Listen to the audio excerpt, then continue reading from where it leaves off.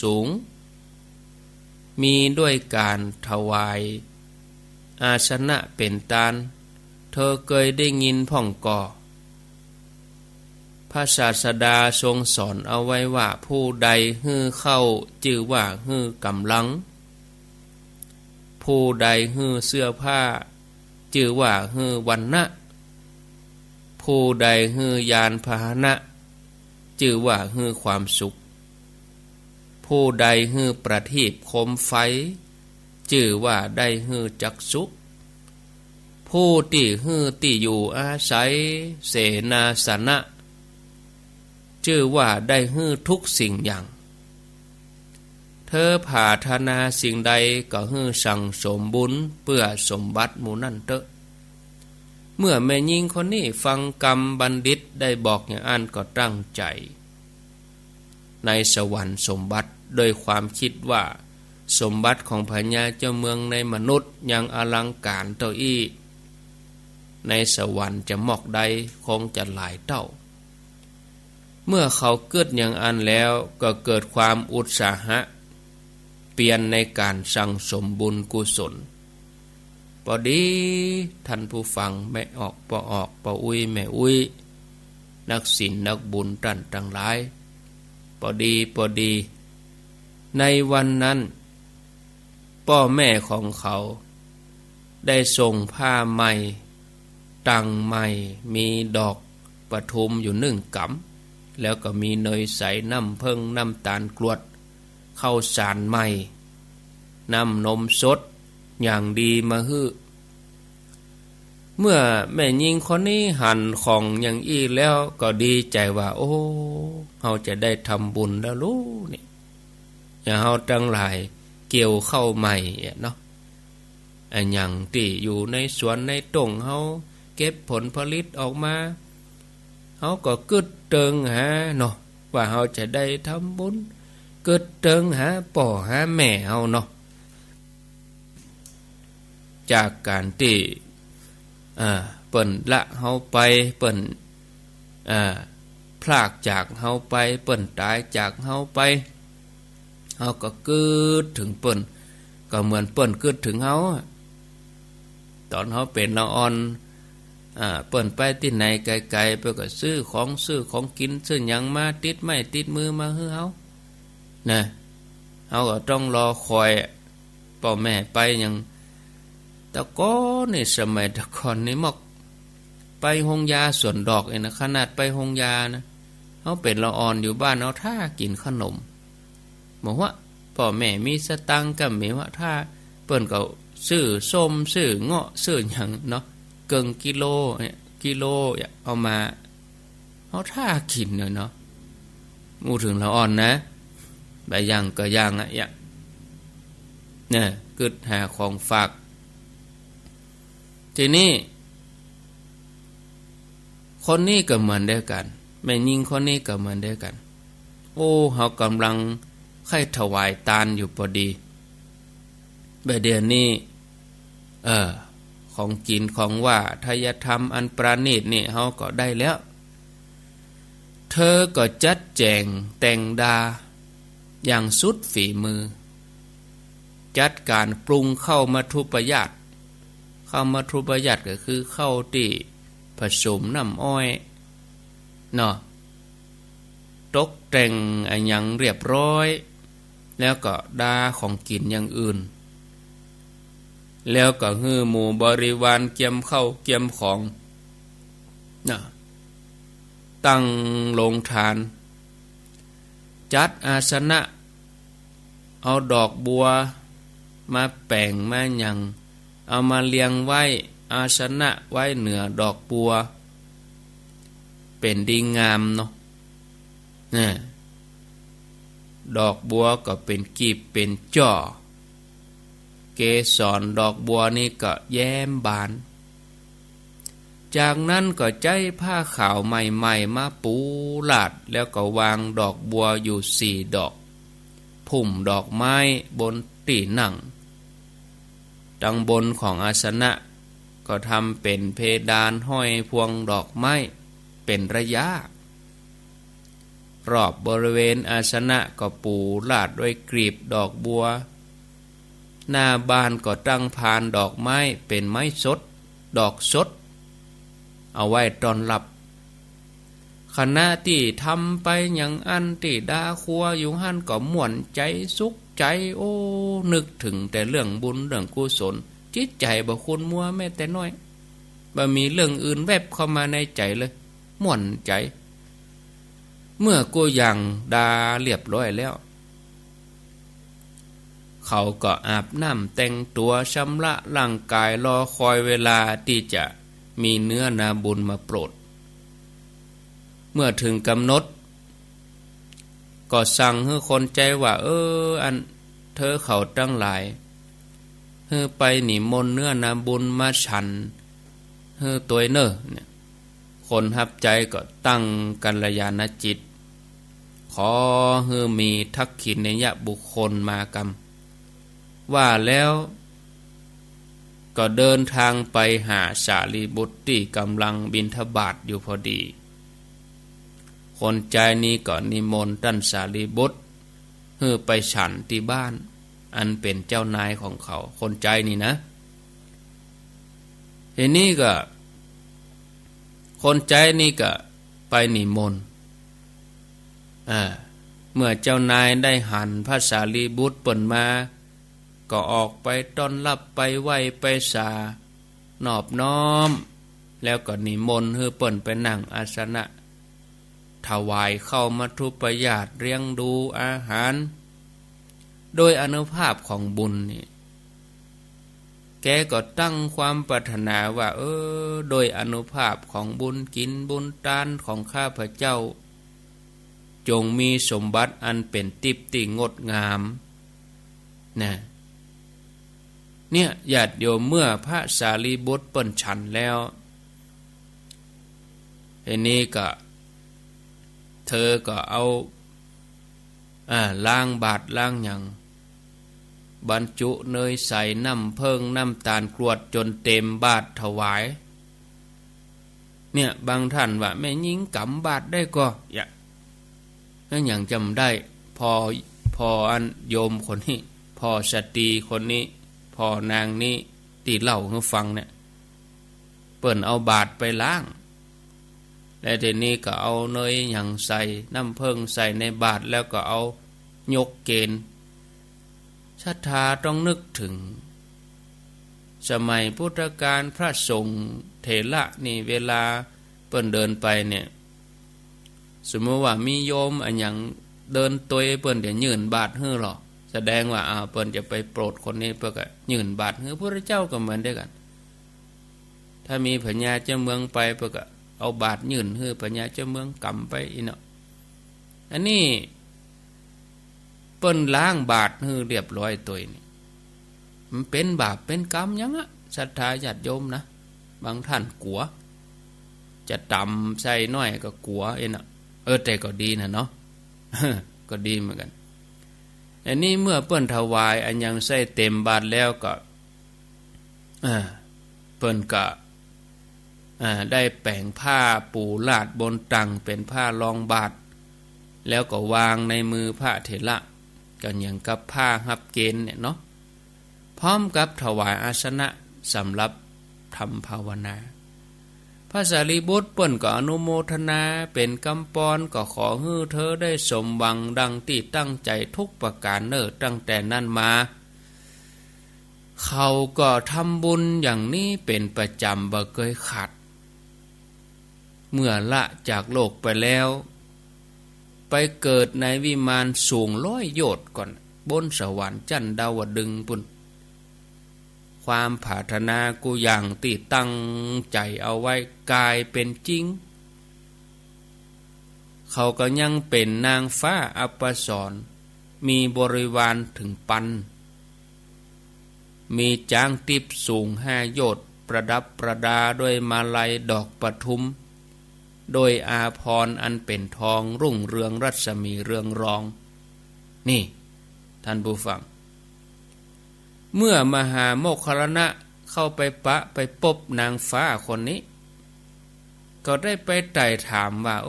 ดูก่อนเทพธิดา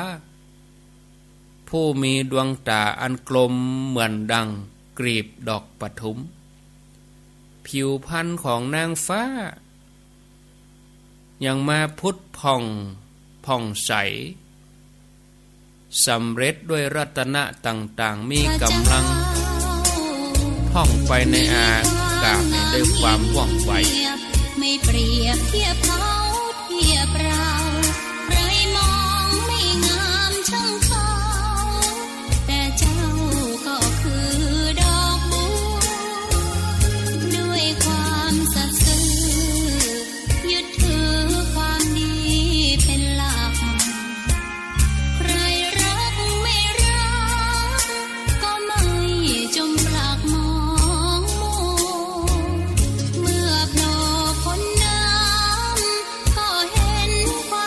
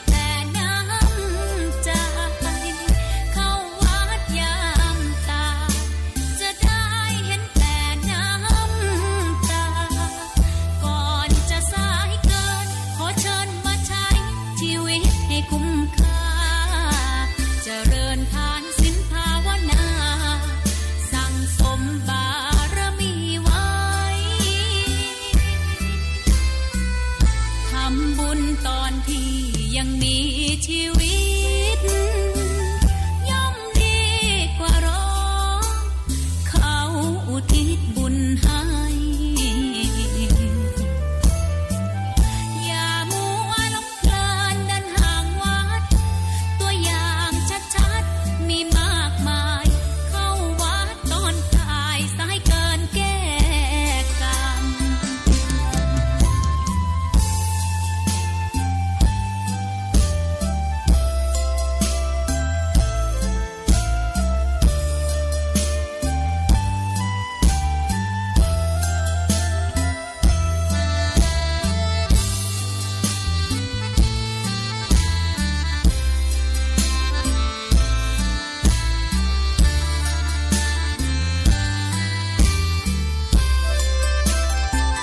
เข้าวัดยามเป็นจะได้เห็นแต่น้ำใจเข้าวัดยามตาย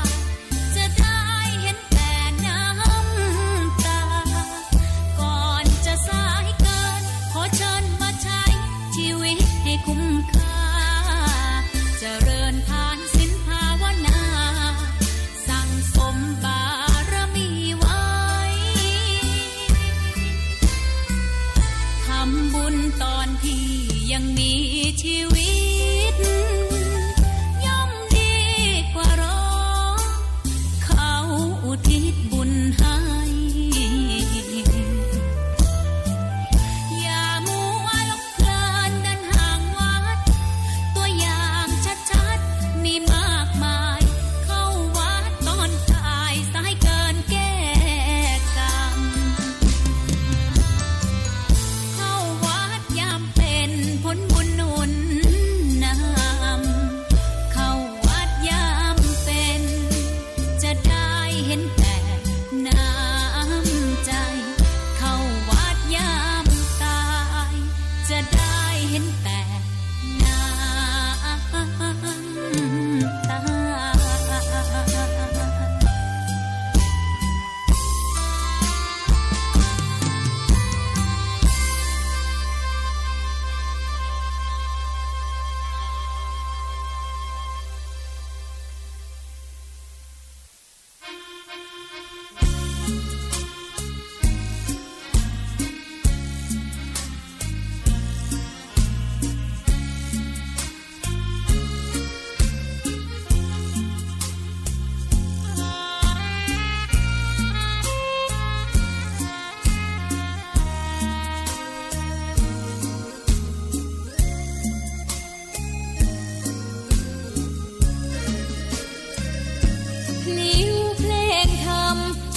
ถ้อยคำเข้าถึงจิตใจ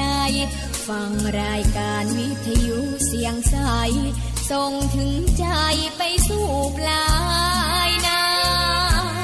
สารธรรมน้อมนำมองพระศาสดาบอกผู้คนทั่วลาหันมาเข้าวัดฟังธรรมคลื่นเสียงนี้เป็นคลื่นธรรมะจากใจส่งถึงบ้านไกลบ้านไกลฟังได้สุขใจล้ำยามดึกดื่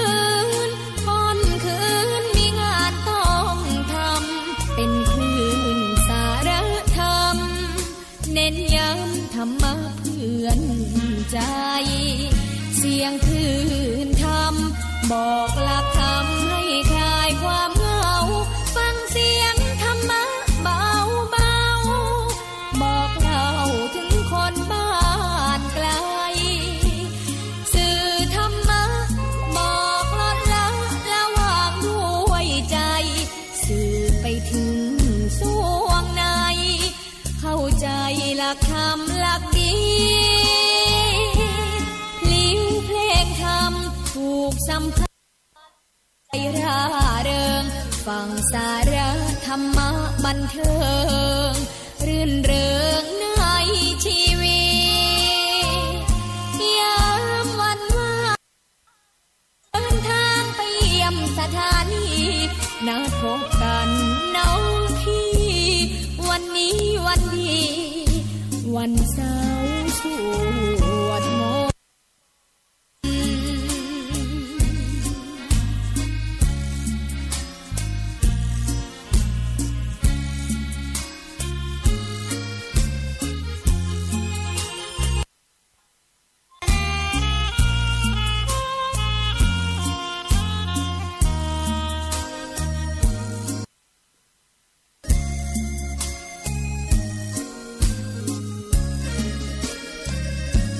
งคืนคำบอกหลักคำให้คลายความเหงาฟังเสียงธรรมะเบาเบาบอกเราถึงคนบ้านไกลสื่อธรรมะบอกลดละละวางด้วยใจสื่อไปถึงสู้เข้าใจหลักธรรมหลักดีพลิ้วเพลงธรรมถูกสัมพันธ์จิตใจร่าเริงฟังสาระธรรมะบันเทิงรื่นเริงในชีวิตยามวันว่างเดินทางไปเยี่ยมสถานีนัดพบกันน้องพี่วันนี้วันดีวันเสาร์สวดมนต์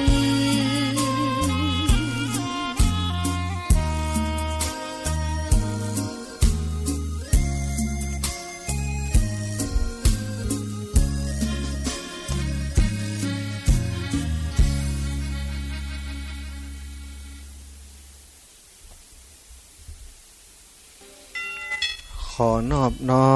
มต่อพระรัตนตรัยแก้วเจ้าสามประการน้อมเอากุณพระพุทธเจ้ากุณพระธรรมเจ้ากุณพระสังฆเจ้ากุณพระอรหันตเจ้าอริยสงฆ์เจ้าจุตนจุองค์ได้เมตตาแผ่ปารมีมาเป็นนวโลกุตรธรรมปกเกล้าเกษาปกห่มหักษาครูบาอาจารย์พระมหาเถระพระเถรานุเถระเพื่อนสหธรรมิกสหพรหมจารีทุกรูปทุกองค์ปกห่มหักษาศรัทธาสาธุชนคนดีเฒ่าแก่อีพ่ออีแม่ตั้งหลายทุกท่านทุกคนที่หมุนคลื่นมารับฟังรายการสารธรรมยามบ่ายตั้งสถานีในวิทยุในเครือข่ายคลื่นสีขาวเพื่อชาวประชาซึ่งออกอากาศจากวัดปักตังเจริญอำเภอดอยหล่อจังหวัดเชียงใหม่ไปยังเครือข่ายคลื่นสีขาวหลายสถานีในช่วงเวลานี้จังหวัดลำปาง 106.50 เมกะเฮิรตซ์วิทยาลัยสงฆ์นครลำปางตังเชียงใหม่ก็ 104.50 เมกะเฮิรตซ์ตังเมืองฝางก็100.25 เมกะเฮิรตซ์นะแล้วก็อีกหลายพื้นที่ตังแม่แจ่มก็มีนะศรัทธาญาติโยมตังไปตังสะเมิงเนาะสะเมิงก็ฟังได้สะเมิงก็ฟังจากตังสายใต้เนาะบรรทุงเรดิโอของปดมนะก็ส่งสัญญาณไปตังสะเมิงถึงสะเมิงอยู่เนาะศรัทธาญาติโยมพบปะกันค่ำนี้เย็นนี้ก็บ่ายนี้นะมาแทน อันสนทนากันอูดกันบ่เข้าใจศรัทธาญาติโยมท่านอาจารย์เสน่กาลงจิมาหาแต่เจ้าแล้วนะบอกว่าวันนี้ผมไปคุมสอบเน้อท่านอาจารย์คุมสอบธรรมศึกษาที่โรงเรียนแจ้ห่มวิทยานะของอำเภอแจ้ห่มอาตมาก็ตักถามเป็นไปว่าอาจารย์คุมสอบถึงกี่โมงแล้วก็เวลาใดที่จะให้ผมเข้ารายการ 16 นาฬิกาถึง 17 กับ 17 ถึง 18 18 ถึง 19 ก็ว่าเวลาใดถามเปิ้นไปพูดแล้วลืมขึ้นไปว่าได้มอบเวลาให้กับเปิ้นเวลา 15 ถึง 17 นาฬิกาสถาอาจารย์เสน่กาลงแจ้งมาแล้วเนาะแต่อาตมานี่มึนหัวอยู่บอกให้เปิ้นบอกเวลาใดแล้วก็เปิ้นก็คุมสอบอยู่เปิ้นบ่ได้ตอบข้อความมาก็ไปเนี่ยการเพลินไป ตะกี้ท่านอาจารย์ตักมาตังช่องสนทนาช่องแชทของ Facebook ว่าลำปางจะได้มีกับเพลงมีไผจัดกาวันนี้วะ โอ้นะก็นึกขึ้นได้ว่าที่ท่านอาจารย์เสน่กาลงแจ้งก็คือเวลาเนี้ย 15 ถึง 17 นาฬิกาบางครั้งสมองมันบ่ทำงานสะทำมันมึนอย่างบ่ฮู้ความจริงก็น่าจะฮู้ว่าเปิ้นน่าจะหมายถึง 15 ถึง 17 นะวันนี้เป็นวันศุกร์นะก็ขอสุมาอภัยเนาะเสียเวลาไป 30 กว่านาทีที่บัดใดมีกาแฟเพลงในรายการไปก็คงมาจ้าดีกว่ามา มาจ้าดีกว่ามาเนาะวันนี้ได้มาแล้วก็ได้อุจาสนทนากันวันก่อนถ้าศรัทธาญาติโยมฟังรายการกันอย่างต่อเนื่องนะอาตมาก็ได้อุจากันไปถึงเรื่องของคนเฮามนุษย์คนเฮาเวลาระลึกถึงผลของทานเนี่ยทำให้เฮามีความสุขนะผลของทานก็ดีผลของศีลก็ดีผลของการที่เฮาฝึกเองมีสมาธิทำสมาธิปฏิบัติธรรมสิ่งเหล่านี้ศรัทธาก็เป็นสิ่งเฮามีความสุขในชีวิตประจำวันของเฮาวันนี้รู้สึกว่าสัญญาณจะติดขัดกุกกักเห็นแล้วก็เนาะเพราะเส้นการกระจายเสียงดูแล้วมันบ่สม่ำเสมอ เป็นระบบใดก็เคยเอาโน้ตบุ๊กไปล้างทีหนึ่งแล้วก็ยังเป็นอยู่เนาะลองฟังเสียงดูบางทีก็จะได้รู้ว่ามันเกิดอะไรอย่างขึ้นว่าเป็นอย่างเสียงมันบัดได้ยินก็ว่าได้เอาละนะมันมีอะไรอย่างเกิดขึ้นนะนี่อย่างใดนี่ไผไปกดไว้นี่อย่างไว้ปลำปลาเรือสาธาวันนี้รู้สึกว่าเสียงไม่ค่อยปกติเสียงหูฟังเอาเนาะเอาละเนาะเป็นอย่างใดถ้ามันคุกคักฟังได้ยินผ่องไปได้ยินผ่อง ก็ขอสุมาโดยนะคงเป็นเหตุของเครื่องของอาตมานะเครื่องโน้ตบุ๊กของอาตมาอาจจะมีปัญหาก็ได้วันก่อนได้ไปถึงเรื่องคนเฮาถ้าระลึกถึงคุณงามความดีที่เฮาสร้างสมอบรมหรือว่ากระทำในแต่ละวันนะศรัทธาญาติโยมหรือว่าระลึกถึงบุญเก่าบุญก่อนที่เฮาเคยทำเคยสั่งสมอบรมนั้นน้องนัทสถาพรสุตาคำติดต่อมาว่าอย่างใดจ้าลูกบ่าวอย่างใดนี่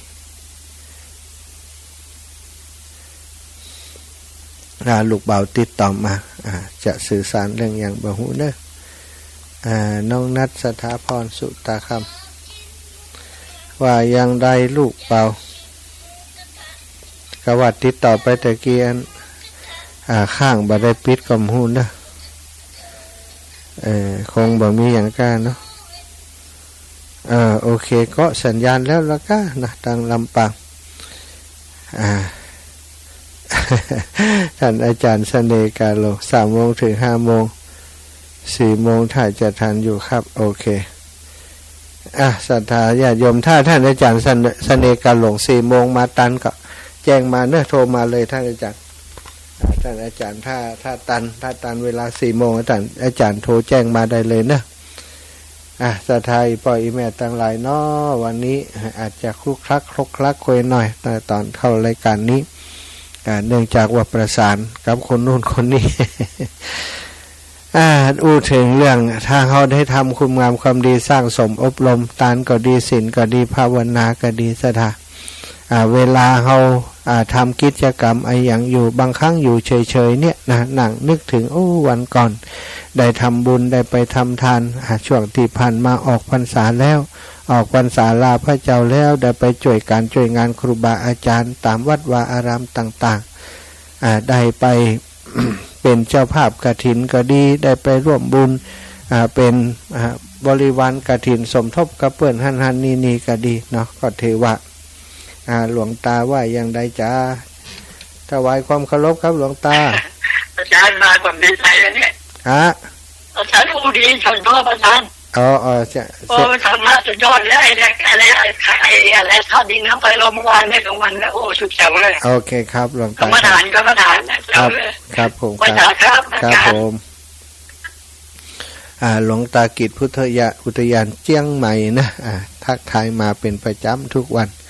เนาะก็ต่อเนื่องจากตะวาเนาะอย่างที่หลวงตาบอกตะกี้นะถึงเรื่องตะวานี่ก็คือเฮาได้ทำบุญสุนทรทานนี้มันเป็นการเตรียมจิตเตรียมใจของเฮา มันพร้อมที่จะยกขึ้นสู่ระดับสูงก็คือการทำให้จิตของเราสงบทำสมาธินะทำสมาธิเพื่อให้เกิดสติสติกับสมาธิมันก็อยู่ด้วยกันนั่นแหละสถานเมื่อใดสติเฮามีสมาธิมันก็เกิดเมื่อสมาธิเกิดปัญญาก็เกิดสิ่งเหล่านี้จะเกิดก็ต้องพร้อมที่การที่จิตใจของเฮามีความอ่อนโยนมีความพร้อมมีความสุขนะจิตใจที่สุขจิตใจที่เบิกบานจิตใจที่อิ่มเอิบนั้นมันพร้อมที่จะนำเฮาไปสู่ความสงบสุขภายในของเฮาได้อันนี้คือสิ่งที่ได้สนทนาอุจาไปเมื่อตะวานี้เนาะฉะนั้นนะความสุขนี่ทีนี้เฮาก็อู้ถึงว่าในเมื่อเฮาต้องการความสุขความสุขอย่างใดคือสิ่งที่เฮาต้องการแล้ว เฮาต้องการแล้วมันได้ตามที่เฮาปรารถนาหรือว่าต้องการหรือไม่การที่เฮาได้มาสร้างสมอบรมทานก็ดีศีลก็ดีภาวนาก็ดีทุกวันทุกวันตามปกติที่เฮาทำหรือว่าทุกวันที่ทำอุโบสถศีลนะก็คือ15วันครั้งหนึ่งก็ได้หรือว่าบางคนเอา8วันก็ยังได้นะเจ้าท่า15วันครั้งหนึ่งก็ได้เพื่อต้องการจะเอาไว้เพื่อเป็นที่พึ่งทางใจเป็นที่ยึดที่เหนี่ยวทางใจเป็นที่ระงับดับทุกข์ทางใจเป็นที่จะทำให้จิตใจของเฮานั้นเกิดความสุขความสงบเบิกบานใจคนที่เกิดมาในโลกนี้ทุกคนก็หวังที่จะได้รับความสุขความสบายใจกันทั้งนั้นบ่มีไผหลอกสถาเกิดมาอยากจะทุกข์อยากจะยุ่งอยากจะวุ่นวายอยากจะลำบาก มีไผเนาะบ่มีไผที่อยากจะเป็นทุกคนปรารถนาความสุขกันทั้งนั้นแต่ว่าความสุขนะมันอยู่ที่ไหนสถาเฮ้ยความสุขถ้าต้องการความสุขก็ต้องไหนมันอยู่ตรงไหนที่ไหนถ้าเฮาทำใจบ่ได้เฮาก็จะพบความสุขหรือเปล่าศรัทธาญาติโยมศรัทธาลองคิดพอนะเฮาต้องการความสุขแล้วความสุขจริงๆนะมันอยู่ที่ไหนทุกวันนี้ทุกคนมีทุกอย่างแล้วแต่ยังบ่เจอความสุขก็มีบางคนมีทรัพย์สินเงินทองได้สร้างฐานะหลักฐานบ้านมีบ้านหลังใหญ่หลังโต10 ไร่20 ไร่ต้องเป็นอาณาจักรเลยก็มีบางคนมีแผ่วเรือยอดมีคนมีรถลิมูซีนหรือว่ารถสปอร์ตรถหรูๆนั่นศรัทธาบ่ฮู้กี่กันแต่ถามว่าเขามีความสุขจริงๆหรือเปล่านะมีเงินมีทองมีบ้านมีเรือนแล้วแต่หลายๆคนก็ยังมียังบ่พบความสบายทางใจหรือว่าความสุขทางใจก็ยังมีความเดือดร้อนมีแต่ปัญหาอยู่ในตัวเองและในครอบครัวทุกเมื่อเช้าวันทั้งที่มีทุกอย่างแล้วนั่นเพราะไอ้อย่างศรัทธาก็เพราะใจของเขาขาดยังซึ่งสิ่งหนึ่งที่เรียกว่าทานศีลภาวนาขาดศีลขาดสมาธิไม่มาปฏิบัติธรรมเขาบ่ฮู้วิธีที่จะการที่เฮาบ่ฮู้จักควบคุมใจให้มีความสุขใดหรือว่าให้มีสมาธิเฮาบ่ฮู้จักควบคุมใจให้มีทานให้มีศีลให้มีภาวนาขึ้นในใจเฮาได้นั้นก็จะทำให้เฮายิ่งมีความพุ่งซ่านขึ้นมากนะคนทั้งหลายจะคิดมากจึงบ่พบความสุขที่แท้จริงแต่ถ้าเฮาฉลาดสักน้อยหนึ่งศรัทธาหันมาเข้าหาธรรมะหันมาทำวัดสวดมนต์มาใจให้เป็นสมาธิเฮาก็จะพบความสุขที่อยู่เหนือวัตถุทั้งปวงการที่พวกเฮาเข้ามาอบรมศีลธรรมก็เพื่อต้องการให้ใจนี้มันสงบลง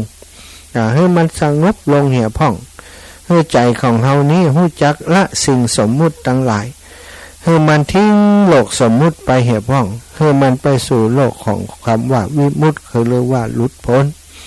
ทุกวันนี้เฮาติดในเรื่องสมมุติกันนะสมมุติว่าเป็นนั่นเป็นนี่แม้กระทั่งสมมุติว่าเฮามีหน้าที่นี้ตำแหน่งมีการงาน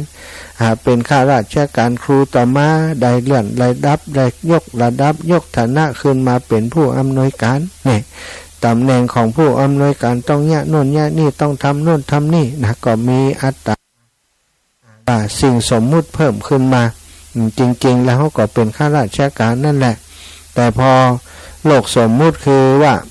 เป็นตำแหน่งขึ้นมาก็ยืดในตำแหน่งหน้าที่นั้นกว่าตำแหน่งหน้าที่ที่ทำอยู่บ่สมบูรณ์บริบูรณ์และมันบกพร่องยึดถือในก็ทำให้เฮาตำแหน่งก็ดีไอ้เนี่ยมันมักจะนำมาซึ่งความทุกข์ให้กับเฮาซะท่าความทุกข์ที่มันมานั้นบางครั้งก็คือเพราะเฮาไปยึดถือเฮาไปบ่สามารถจะปล่อยวางในสิ่งต่างๆที่เป็นสมมุติขึ้นได้อย่างสมมุติว่าเป็นตัวเป็นตนเป็นนั่นเป็นนี่สมมุติทุกอย่างนะซะท่าสมมุติว่าอยู่ด้วยกันแบบนี้อยู่ด้วยกันแต่งงานกันและสมมุติว่าคนนี้เป็นสามีสมมุติว่าคนนี้เป็นภรรยาพอมีลูกขึ้นมาโลกสมมุติมีลูกด้วยกันมาอันนี้คือลูกของเฮาสมมุติก็สมมุติขึ้นมาเป็นลูกเป็นเต้าบัจจัยสมมุติก็มันแต่อาจารย์อันนั้นแหละศรัทธาโลกสมมุติโลกสมมุติเพราะอย่างถึงว่าสมมุตินั้นศรัทธามันก็ตั้งอยู่บ่เหมือนบ่นั้นบ่เหมือนแม้กระทั่งตัวเฮาเองความเป็นสามีภรรยาเมื่อตายจากกันไปแล้วก็หมดแล้วหมดความเป็นสามีภรรยาแม้กระทั่งว่าอย่าขาดจากกันเลิกลากันนี่มันก็เป็นสมมุติว่าเป็นสามีถือว่าสมมุติว่าเป็นเพื่อนกันต่อไปเป็นเพื่อนร่วมทุกข์ร่วมสุขกันต่อไปเป็นคนที่อย่าล้างกันไปแล้วบักเกี่ยวข้องกันอีกเนี่ยมันก็สมมุติกันอย่างนี้สิ่งต่างๆนี้ถ้าเขาเข้าใจว่ามันเป็นสมมุติรู้มันยึดถือบัดใดรู้ก็เหนียวมาเป็นของตัวเองบัดใดรู้เนี่ยสิ่งเหล่านี้มันก็จะหมายแขวนขึ้นมาเข้าใจว่าธรรมชาติของชีวิตมันเป็นอย่างนี้นี่เองมันบ่มีไอ้อย่างยืนแน่นอนคงทนถาวรสักกะอย่างเดียวมีแต่เปลี่ยนไปเปลี่ยนมาเปลี่ยนมาเปลี่ยนไปอยู่อย่างนั้นถ้าเฮาหันอย่างอี้แล้วเฮาก็เข้ามาศึกษาตั้งจิตตั้งใจอบรมศีลธรรมอบรมให้จิตใจของเฮามีความนุ่มอ่อนมีตานมีศีลมีสมาธิเกิดขึ้นเมื่อสมาธิเกิดขึ้นเป็นเรียกว่าความสงบมันก็ขึ้นมาความสงบมันก็เข้ามาสู่จิตใจของเฮาความสงบมันจะมาได้ก็ต่อเมื่อเฮาละอัตตาตัวตนทิฏฐิมานะต่างๆศรัทธาคนที่สู่โลกวิมุตตินั้นก็หมายความว่าทำใจให้พ้นจากความห่วงทั้งหลายทั้งปวงความห่วงความผูกพันความเสียดายความอาลัยอาวรณ์สิ่งที่จะต้องจากหรือที่เฮาจะต้องเสียมันไปคนเฮาเมื่อมีความห่วงความฮักความกังวลก็เกิดขึ้นความเสียดายเกิดความปกป้องเกิดความรักษาเมื่อเกิดอย่างนั้นแล้วก็เกิดความบัดสบายใจเกิดความทุกข์ใจมันก็ทุกข์ขึ้นมาในใจของคนคนนั้นใดทั้งที่มีมากเพราะมีมากก็เสียดายมากซะท่าคนรวยมากก็จะมีทุกข์มากเสียดายมากมีห่วงมากถ้ามีแล้วบ่เสียดายเฮาก็บ่เป็นทุกข์แต่คนเฮามันตัดยากอย่างเฮามีลูกมีเต้ามีครอบครัวก็มีลูกมีหลานก็เนี่ยจะคงเป็นไปบ่ได้ซะท่าเฮามีลูกสักคนเฮาจะตัดลูกว่าบ่ใจลูกเฮาก็ตัดบ่ได้เฮามีภรรยาสักคนจะตัดว่าอันนี้บ่ใจภรรยาเฮามันก็ตัดบ่ได้เฮามีสามีสักคนจะตัดว่าอันนี้บ่ใจสามีของเฮามันก็ตัดบ่ได้เป็นตายร้ายดีเมื่อเรื่องราวอย่างเกิดขึ้นก็ต้องห่วงก็ต้องกังวลหลานเป็นแก้วตาดวงใจ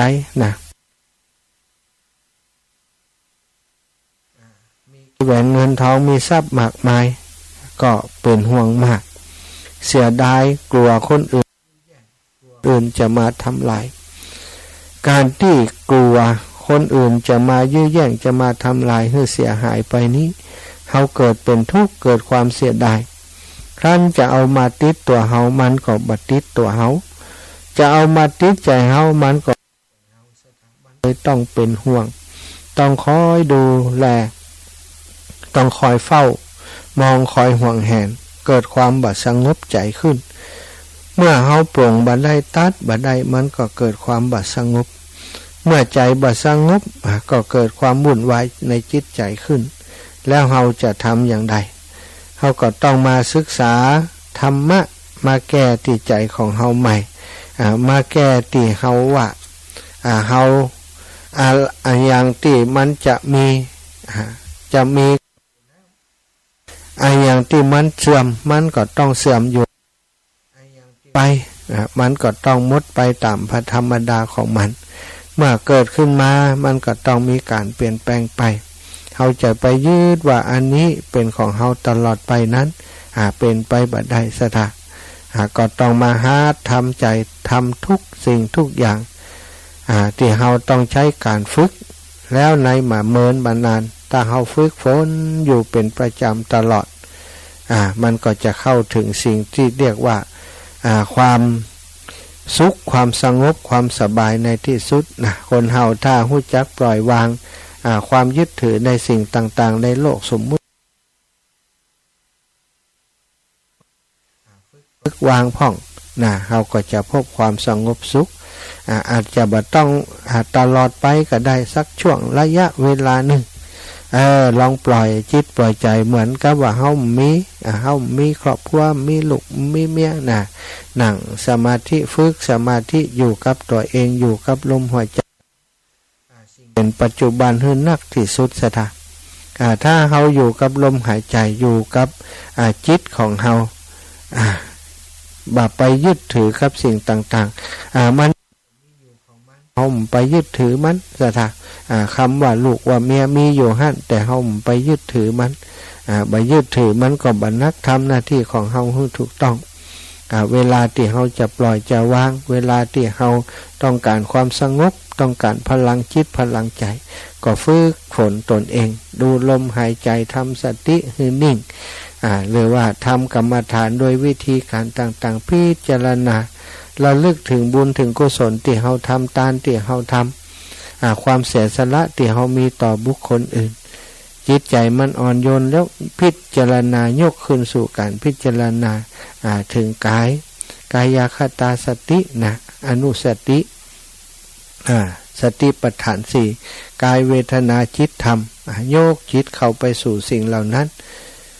เมื่อเฮาปฏิบัติอย่างนี้ศรัทธาเฮาก็จะพบความสงบความสงบในภาษาธรรมเพิ่นบอกว่าอันนี้คือความสุขที่แท้จริงเป็นความสุขที่บ่เจือด้วยยาพิษทั้งหลายความสุขในทางโลกที่เฮาคู่เฮาหันเฮาคิดกันนั้นศรัทธาญาติโยมบางคนว่าสุขสนุกฝูงได้กินเหล้าได้ท่องได้เที่ยวนู่นเที่ยวนี่เป็นความสุขแต่ความสุขเหล่านั้นนี่หมดเวลาก็หมดความสุขแล้วศรัทธาความสุขเป็นความสนุกสนานเสียส่วนใหญ่บ่ใจความสุขที่เป็นความสงบจิตสงบใจ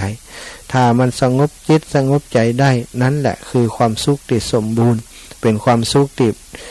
เรียกว่าแทบจะใช้คำว่าบ่ต้องซื้อหานะศรัทธาเพราะว่ามันเกิดขึ้นจากความสงบภายในของเฮานั่นเอง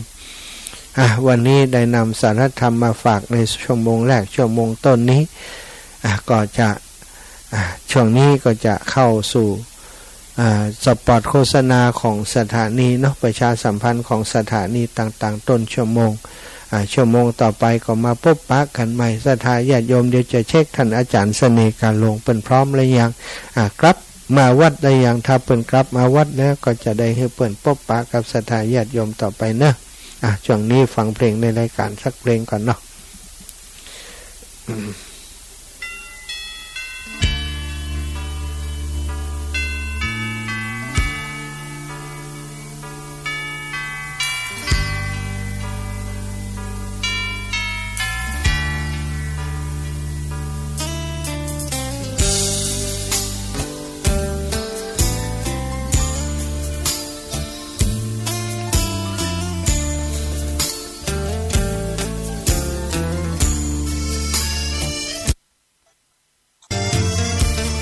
ชวนทุกท่านเข้าวัดเข้าวาฟังธรรมะจากหลวงตาเสริมชีวาให้สุขสดใสยึดมั่นหลักธรรมคำสอนไว้ให้ ขึ้นใจความทำกันไว้หญิงชายอย่าได้นายนี้เชิญชวนทุกท่านเข้าวัดเข้าวาทำบุญด้วยจิตศรัทธาบุญพาให้เราสุขีจะทำการใดนำใช้ในสิ่งทำบุญให้ทานวันไม่มีใครว่า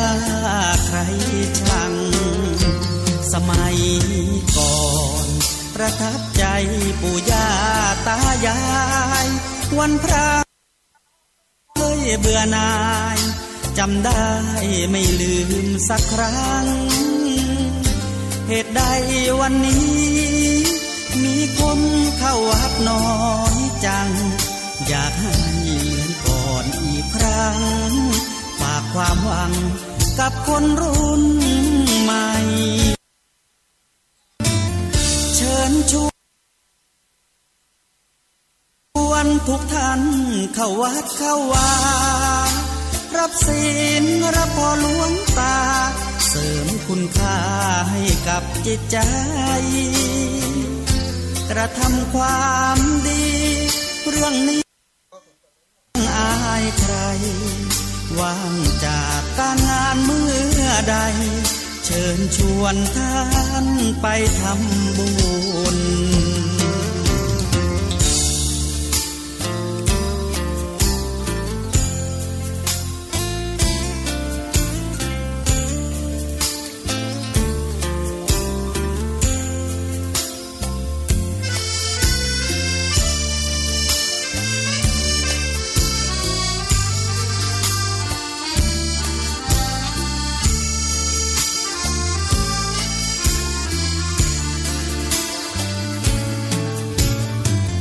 เชิญชวนทุกท่านเข้าวัดเข้าวารับศีลรับพรหลวงตาเสริมคุณค่าให้กับจิตใจกระทำความดีเรื่องนี้ไม่ต้องอายใครว่างจากการงานเมื่อใดเชิญชวนท่านไปทำบุญกระทำความดีเรื่องนี้ไม่ต้องอายใครฝากเพลงเชิญชวนหญิงชายอย่าอายเรื่องการทำบุญ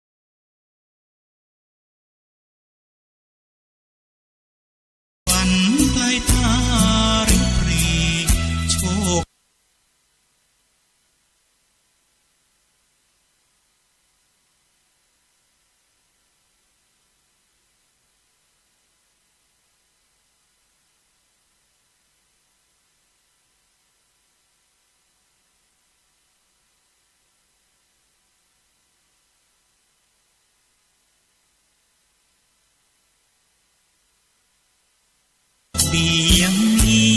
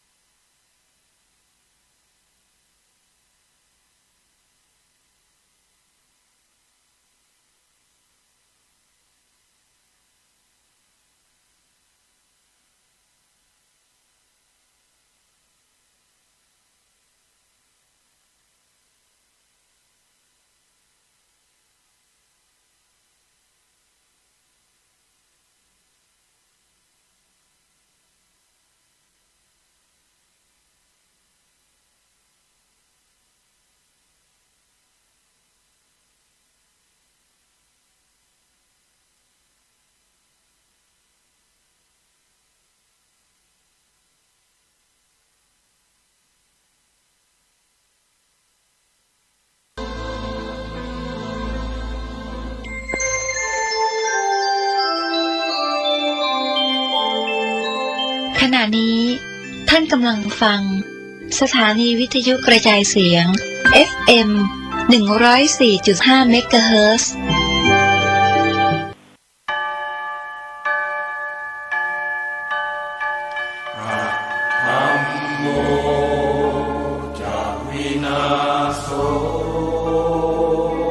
สวนป่าสามัคคีธรรมบ้านสามัคคีตำบลบ้านผืออำเภอจอมพระจังหวัดสุรินทร์ขอเชิญสาธุชนร่วมงานเปิดป่าฟังธรรมในวันที่ 14 และ 15 ธันวาคม พุทธศักราช 2567 กำหนดการ 14 ธันวาคม 9 นาฬิกาเริ่มลงทะเบียน 16 นาฬิกา 30 นาทีทุกภาคส่วนพร้อมในงาน 17 นาฬิกาพิธีเปิดงาน 18 นาฬิกาทำวัดสวดมนต์เย็น 19 นาฬิกาเริ่มการแสดงธรรมโดยพระเถระครูบาอาจารย์ตลอดทั้งคืน 15 ธันวาคม 4 นาฬิกาทำวัดสวดมนต์เช้า 5 นาฬิกาพักทำกิจส่วนตัว 6 นาฬิกา 30 นาทีทำบุญตักบาตรพระสงฆ์สามเณร 7 นาฬิกาฉันภัตตาหารรับประทานอาหาร มอบทุนการศึกษาเด็กนักเรียนเป็นอันเสร็จพิธีพระเถระที่แสดงธรรมมีดังนี้พระครูศรีธีราพรรองเจ้าคณะจังหวัดเลยพระครูบูรพาธรรมบัณฑิตวัดหนองโมงบูรพารามพระครูอุดมวรานุวัตรวัดศรีอุดมวงศ์พระครูจริยสารธรรมวัดป่าจริยธรรมพระครูประภัตสมาธิคุณวัดป่าบ้านผือพระครูปริยัติสุทธิวงศ์วัดหัวงัวพระครูปริยัติโพธิธรรมวัดอารามมงคลพระอาจารย์ฉลัดสุจิตโตวัดถ้ำแฝดพระครูสมุนิติศาสตร์ยานิสโรวัดบ้านคูนพระมหาบุญทันปัญญาวุฒโธวัดบุญนำมาเมตตาคำจุนพระอาจารย์สอนเพชรจันทโชโตอุทยานธรรมวังวิโมกข์พระครูสมุหารปัญญาธโรวัดป่าอาเจียงพระอาจารย์สรายุทธสิริสาโรวัดท่าพระยาจักรและองค์สรพจน์สุนทรวัดธรรมปัญญารามจึงขอบอกบุญขอเชิญชวนสาธุชนร่วมเปิดป่าฟังธรรมและขอเชิญท่านผู้ใจเป็นกุศลร่วมจองเป็นเจ้าภาพภัตตาหารเจ้าภาพโรงทานเจ้าภาพน้ำดื่มน้ำปานะเจ้าภาพกันเทศบูชาธรรมเจ้าภาพอื่นๆหรือร่วมบริจาคสมทบบุญได้ตามกำลังทรัพย์ตามกำลังศรัทธาของท่านสอบถามรายละเอียดได้ที่0946626935ผู้ใจกุศลที่อยู่แดนไกลโอนสมทบบุญได้ที่บัญชีธนาคารไทยพาณิชย์เลขที่บัญชี114-214-9897ชื่อบัญชีพระประหลัดณรงค์ฤทธิ์ร่วมสั่งสมบุญทานบารมีร่วมงานเปิดป่าฟังธรรมในครั้งนี้ได้บุญบารมีมหากุศลใหญ่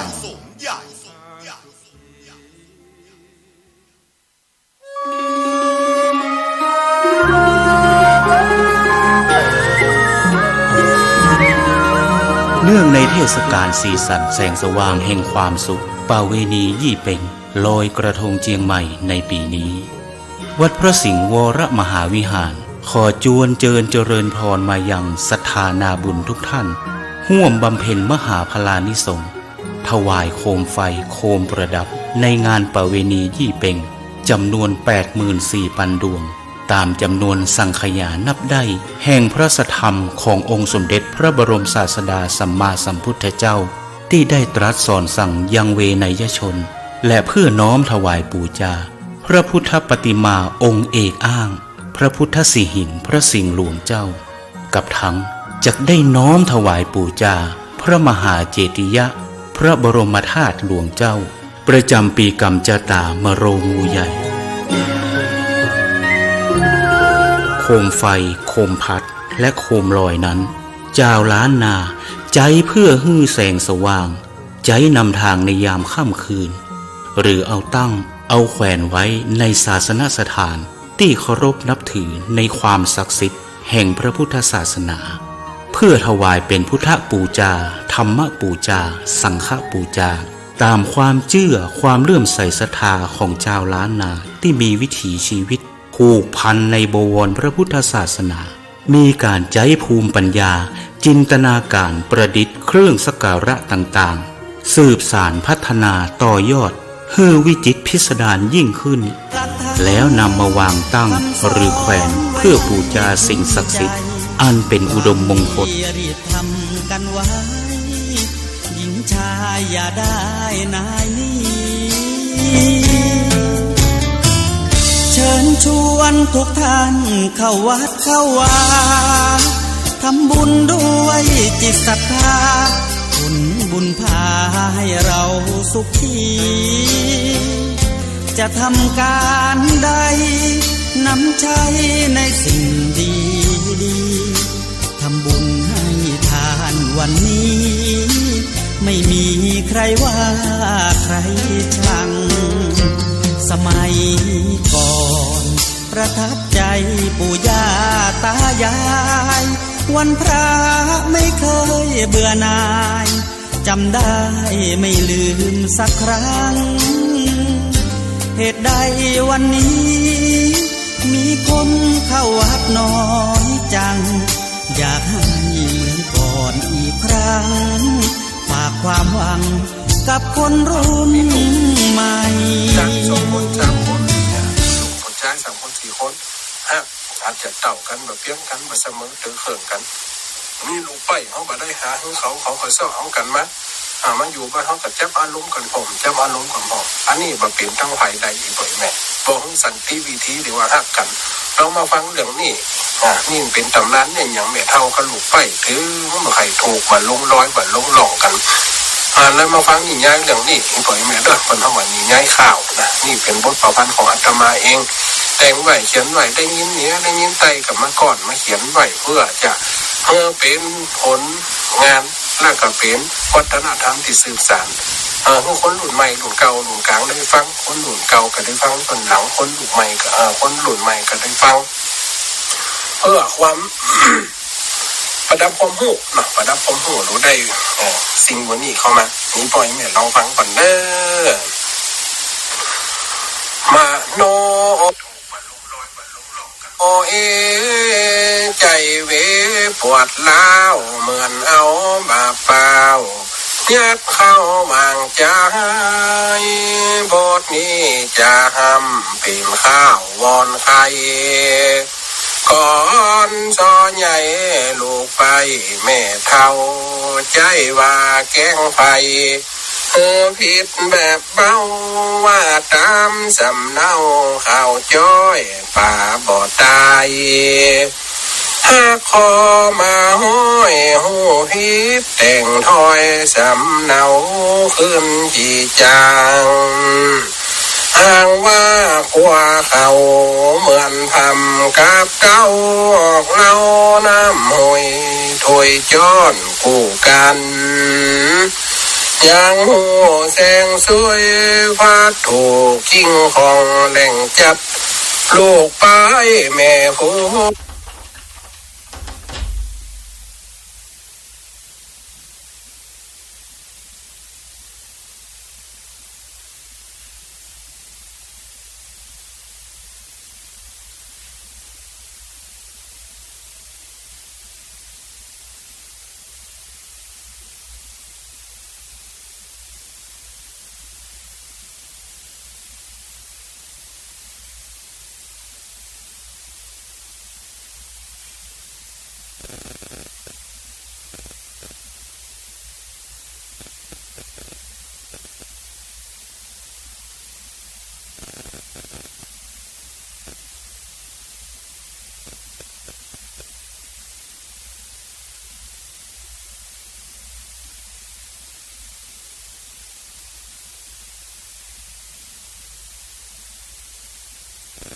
ว่านี่อาตาครับมันเป็นไม่เบื่อไม่เมาลูกเฮาเลี้ยงใหญ่ไหล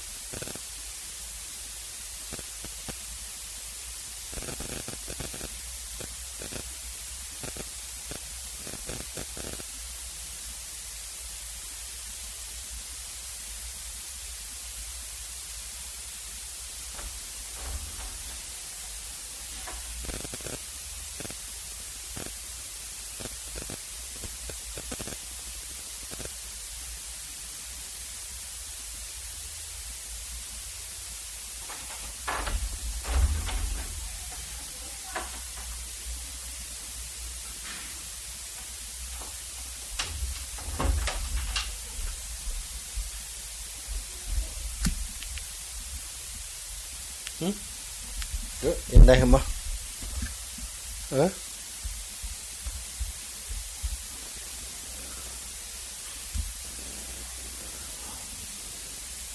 ตัดกันขายอขายันจมเจ้งลูกเต่าพ่อมึงเอ้ยอยู่ด้วยกันมากับอยู่หม่อนแต่ถึงวันนี้อันอื่นกับสุขสบายมันทุกข์ใจเม็ดตัวเนี่ยขี้จมขี้แจ้งอันยังเห็นเบลฟักข้ากับไปการมาทั้งยังกับจมหรอก เข้าบ้านมาก็ซักไม่ย่อซักยูห้องเนาะว่างล่างด้วยล่างจอดจุ่มด้วยว่าด้วยจะไปกำจิว่าเขาบางคนไปเท่ากันลังแห้งแต่ละครูทั้งมีครูที่ยุ่มได้เห็นหรอด้วยจนต้องคันเพ่งเนี่ยด้วยจุ่มด้วยถ้าเขาเนี่ยเขาจะจุ่มเนาะมันก็หยอบจะพิษใจกันมั้งใจกันคนเขาลูกมันเป็ดไปอันอย่างกระแจงมันก็เริ่มบาไข่ลงร้อยกันลูกไปกับอุตัดเมเท่านี่จมแจ้งลูกเต่าพิษใจแม่หัวบ่ห้องกินข้าวว่าบ่เบาสับปะกินอวยเฮียหายนาดีจีจะหมิ่นสาบกินฟ้าจุ่มค้างเท่าแก่แล้วเหม็นคิวเหม็นสางใจกันบ่วางเป่งกำว่าย่อต้องกินข้าวนะพ่อมึงเอ้ยสูงทุกปักทุกขออีข้ากันที่ขี้จะลูกคนเท่าสติมันเริ่มมีล่ะคนเท่ายังกระจ่างไปมันเท่าไปมันเจียวหูเนาะอีพ่ออีแม่เนาะเอาทุกตีนทุกมือใส่กันอยู่ฮะละเอาจอนมีกำใจงมเงี้ย3 นิ้ว4 นิ้วใต้จุกกาบมันเอ้ยคิดจะบินคิวเมนสังกระตุ้มปฏิบัติปัดหัวคนเรามันจะมีแห้งด้วยจะเอาสลีไปออกตากเนาะจะเอาผ้าไปซักไปตื่นมันก็ต้องลูกไปนั่นนะถ้าลูกเอามาอยู่เต็นเฮียนถ้าลูกตัวมันได้ยากกับลูกไปอาจจะมาเหม็นคิวเหม็นสางคนทำได้เขาต้องกึดมาเขามาอยู่ได้ลูกเปิดเขาก็ต้องหักเหมือนแม่ของตัวเนี่ยคนเขาเท่าแล้วไม่กันหย่อนลงลืมพังผาดฟันลาดพังเผลอก็เสมอเหมือนตุ่มเหมือนหนุ่มเนี่ยตาก็มาสุ่มวัวพังนี่คู่กำค้างออกปากมันกับเป็นกำหักน่าเอ็นดูนะคนเท่านี่เพราะว่ามันเท่าแต่สติเขาก็เริ่มกลายเป็นละอ่อนลูกอย่างเขาเป็นละอ่อนน้อยเนี่ยพ่อแม่อันใดก็เก็บใจทุกปักทุกข้อตึกใส่ปากลูกทุกแม่ก็กลับกินเนี่ยมันก็เล่มตีนเล่มมืออันนั้นเขาคิดถึงว่าเปิดเลี้ยงเขาเนี่ยย้ำเท่ามาคนเท่ากันย่อมพลิกไปเป็นละอ่อนเหมือนกันแห่งกรรมว่าหย่ออิดอกอิดใจร้อยอันปันข้อก่อล้อลำหายอย่างอีบอกไว้บ่ใจใส่ไล่ให้นี้พลิกบานตึงดีเนี่ยอ้างพ่อแม่เขาเป็นซักเป็นสีบ่ใครหยุดด้วยแม่เท่าผีบ้าไปอูเหล่าควันกว่าลาตำลาอึดอัดแต่นาลำหายตัวผัวเพิ่นนะแม่ผัวเพิ่นนะแม่เท่าเพิ่นนะเป็นชิวเป็นสังพาชีมีสักเพิ่นถึงนั่นถึงมันแม่เหนียวคนเท่าจำให้เหนียวแต่ว่าใส่ขวดไอ้กันเหนียวอยู่พี่ทำให้เพิ่นอยู่กับผัวอดใจเอาไว้โอ้ขายออกบ้านนอกยองลูกผัวเฮาลูกเปิ้นบอกกล้าผ่ายองไปเล่าตามกองเปื้อนฝูงเจ้าบ้านเล่าขวัญแม่ผัวหากินในขวางหันนอนหลับเมื่อวันขี้คาน บ่อยู่ปืนเฮือนก่อนนอนบนหานเป็นหมาเฝ้าบ้านของมันดูว่าเฮือแม่เท่าเหี่ยวจะนั่นนะเฮ้กินไหนของหันสุ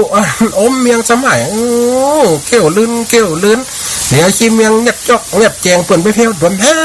นขี้จะอย่าเธออันล่ำอันแหลมอย่างขี้พี่นี่ตายเปิ่นอู้ด้วยกับขายหักด้วยว่าด้วยจะตีนเนี่ยมือเดินเล่ากันลูกบรรดาสมล้มลูกไปนะอันนี้บันได้ว่าอย่างไฟอีบอยแมนเด้อมันเป็นจะเข้าไปเนื้อเรื่องข่าวนะอาจจะไปว่าโอ้สาธุเจ้าอย่ามาอู้ไปจะนั่นเรื่องครอบครัวเรื่องที่มันเข้าน้ำเข้าทำบาดใจนี่คนบอกว่าคิดเอ็นดูคนนะหรือว่าคนเฮามาถ้าเอาไปเหล่าปนหนักไฟเฮียนน่ะเฮียนอยากปนหนักไฟในน้ำออกไฟนอกน้ำเข้ามันบัดดีเปิ้นจะว่าเฮาบางคนมันก็ว่าดีบางคนก็ว่าให้ไอ้โมติหัวด้วยกันนั้นมันก็ว่าดีอ่ะคนที่บ่น่ะโอ้อีนอกอีนายเนี่ยเพิ่งบัดดีลูกกันในบ้านในเฮียนเอามาโอ้ที่เหล่าควันแม่หัวก้าเหล่าควันปอดเท่ากะมันบ่ใครเปิ้นห้องมันบ่ใครดีนะซักสีก็จะ บักไข่มีกับตัวเนี่ยคู่กันว่ากันเนี่ยขี้ข้านนอนอยู่ปืนเฮือนนอนบนเฮือนเป็นมาเฝ้าบ้านของมันเปิดวิทยุฟังเพลงรายการสนันไข้หัวเจิดชูแล้วฟังรายการคลื่นสีขาวนะฟังรายการธรรมะนะธรรมะมันได้ในปากมีศีลมีธรรมเห็นหรอว่าวิทยุเฮียแกนไว้บนหัวนะเมียงไข่หัวแต่ทุกเจ้าว่าเมียงกับไข่หัวแต่อย่าไม่ทำลายจิตใจคนเฒ่าทั้งนอกด้วยปุ่มหูลูกมันเป็นไปอย่างอันไข่หัวเหิดโซกินเมียงกินต้องบ่ใจขี้อูยัดตามหูกองห้องน้ำเรื่องครบเรื่องกินบ่ใจว่าซ้ำตึงบ่ถูกปากถูกคอใส่ความแม่เท่าตึงเน็ตแต่นอกำปากปีจอเล่าขวัญแม่เท่าลูกไปแม่ผัวมันมีแต่เบ้าไปกันคนลายแต่บ่ใจว่าเอาแต่งข้าวกำแปมันมีแต่ไหนได้มาฟังเนิกจะเข้าเรื่องตีว่าอย่างแม่เท่ากับลูกไปมันเคยลงร้อยกันลองฟังนิทานแต่เก้ากำจาจะเล่าตำลาเรื่องนี้สักหน่อยแม่เท่ากินปิงเอามาเก่าถ้อยลองฟังก่อยปีน้องยังมีแม่ลูกอยู่ร่วมเตะต้องชื่อว่าแม่เท่าจันตานี้แม่เท่าจันตาอยู่กับลูกบ่าวปวดใจมีลูกบ่าวไว้เรื่องตามภาษาพ่อนั่นตายลาแต่เมื่อน้อยเหมือนหลายปีชีวิตต่ำต้อยแต่บ่พออยากตุกแม่เท่าจันตาเจงเจ้าก็ลุกนึ่งเข้าก็ตังดังไฟเหมือนตามเหมือนสลาเกลายหูตาวิไว้บ่หูพอแจ้งแม่ก็60ไปลูกก็เป็นเบาใหญ่ไม่สว่างถ้าจะเป็นลมเด็กก็คือเบาหวานขึ้นตาไอ้เต้นเนาะเบาหวานขึ้นตากระชุ่มสั่วชุ่มงมกันลาเอ้ยแม่ก็อิดอกอิดใจอยู่กับมึงตาแม่ก็1,000,000ให้เป็นเนี่ยจะได้กระตึมแจ้งสว่างโอ้จะมันเถอะแม่ถ้าแม่เนี่ยมันได้ผมจะทำคนเดียวครับอย่าผมจะดูแลแตนครับอันใดอีแม่เนี่ยได้แม่ก็เนี่ยไปโอ้ไปว่าอันแม่กระติบอกอิดใจใครให้เอาลูกเอาเมียเหี่ยมไอ้บ่ะเนี่ยแม่ก็หวังตั้งดีลูกโหตาบุยวายบ่หูพอแจงคิดอ่อนใจสังขารมันแกงเท่าแก่รวยแรงแต่เล่าเลยอุจจาลูกไอ้เหล่าเป้าแม่ก็เก่เท่าสลาเสาะเมียมาเตอะว่าลูกบูตาแม่หมดปัญญาไปไหนบ่ได้ตาก็มัวพรางไปเหนือไปใต้ยะอย่างอันใดอยากล้ำหาเอาเมียนั่นมาจุยกำเบาแหงตัวเจ้าเธอไหนทุกวันเดี๋ยวนี้แม่ก็บอกไว้ยะอย่างอันใดเพราะว่าคนเฒ่าเอาเรื่องแม่ไม่เชื่อลูกเชื่อเมียอย่าแม่ก็เท่ามาเรื่องวันละถ้าอยู่อีกแม่ก็จะได้ดูแลลูกเนี่ยก็เอามาดูแลลูกดูแลเจ้าพออยู่แม่ด้วยก็จะอันจะไปเอาฝ่ายทางใดครับแม่ใครจะมาเอาเขากำจะพอทุกพอจนลูกเอ้ยครับมาทุกมาจนแต่ครับแต่ว่าอยากดูแลแม่คนเดียวก็ได้อย่าบ่เมินนานเป็นใจลูกเจ้าก็ได้เมียนางแต่แล้วได้เมียมาแล้วลูก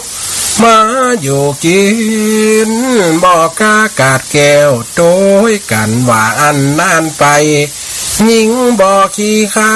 นการงานเข้าใจมีอย่างอันใดก็ทำกู้ดานจื่อนางบัวขิว น้ำมันหวานแม่เท่าแปลงปันคำเจ้าลูกไปบัวเขียวมาอยู่กับแม่เท่าจันตานางต่อผ้าขายมาตั้งแต่เก้าผีมือน้องเนาเลือดีเป็นสาวโตฟ้าอย่าอยู่ตัวแม่เท่าเหมือนเขาหลายปีฮักษาพระนี้แต่เดิมว่าอันแม่เท่าจันตาชลาขีดขันตาก็มัวฟังลำหายลวดพอบ่อหันบ่อหูขวาซ้ายหมอดลงมืดใดงมชวามมันเข้าตาหลวดบอดสนิทบหันละจับปีมัวฟังเริ่มบหันหยังได้กะเอินห้องท้องถามว่าเติงยามกินน้ำกินข้าวบัวเขียวเอานี่มาให้แม่ครับเนาะเขียวยังกินให้แม่นะแม่จะไปอ่านถามที่เจ้าติเนี่ย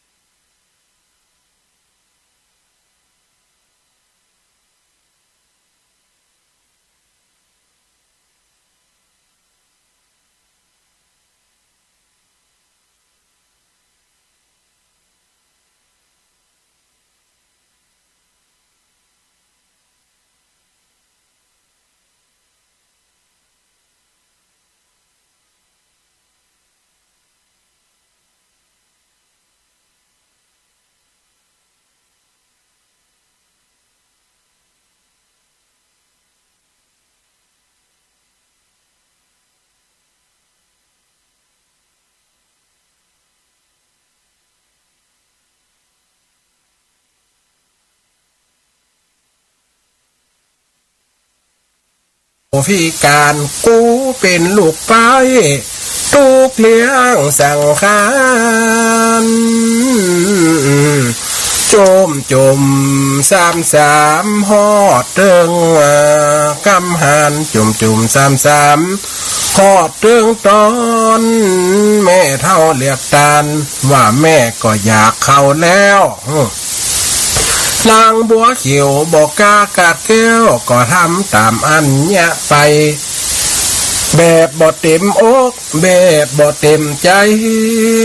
มันแจ้งว่าในหน้าตาจือฟื้นยันเขียวยันกันอีเท่าเอ้ยถ้ากินนะถ้ากินนี่จะกินอย่างงั้นลำเหลือเฮ้ยกูอย่ามาจังเนี่ยลำต้มไข่แล้วในน้ำยืนเหือ